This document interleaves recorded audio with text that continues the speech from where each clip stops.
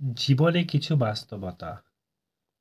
আজ গলা ধাক্কা খেয়েছেন, কোনো ব্যাপার না। একদিন সেই গলায় ফুল দেওয়ার জন্য সেই লোকগুলি লাইন ধরে দাঁড়িয়ে থাকবে। আজ কেউ আপনাকে ঠকিয়েছে, কোনো ব্যাপার না। একদিন সেও আফসোস করে বলবে আপনাকে ঠকিয়ে সে উল্টো নিজের সর্বনাশ করেছে। আজ আপনাকে দেখে বেকার বলে দূর দূর সরে যাচ্ছে, ব্যাপার না।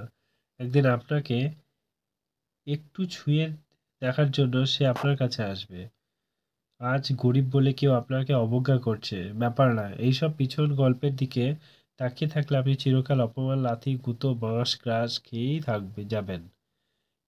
কে কি করছে, কি ভাবছে সেসব বাদ দিয়ে নিজের লক্ষ্যে এগিয়ে গেলেই কেবল একদিন আপনি উদাহরণ কিংবা দৃষ্টান্ত হতে পারবেন।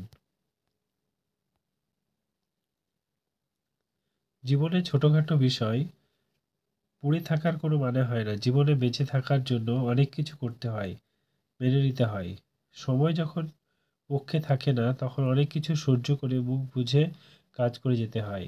একটু বেঁচে থাকার জন্য জগতে অনেক বিখ্যাত ব্যক্তিরা যুগে যুগে চায়ের দোকানে কাজ করে জীবন বাঁচিয়েছে।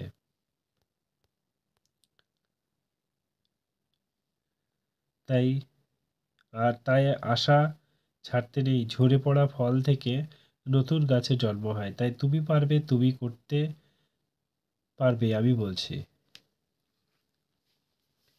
কেয়া লেকে आओगे কেয়া লেকে যাओगे। এই যদি ফিলোসফি হয় তোমার, তাহলে তোমার জীবন শেষ।